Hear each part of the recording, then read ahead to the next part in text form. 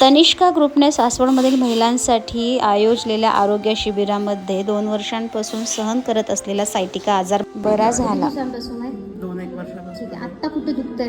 आता ह्या इथपर्यंत ही पोझिशन इथून सुरू होते. ठीक आहे, चालेल.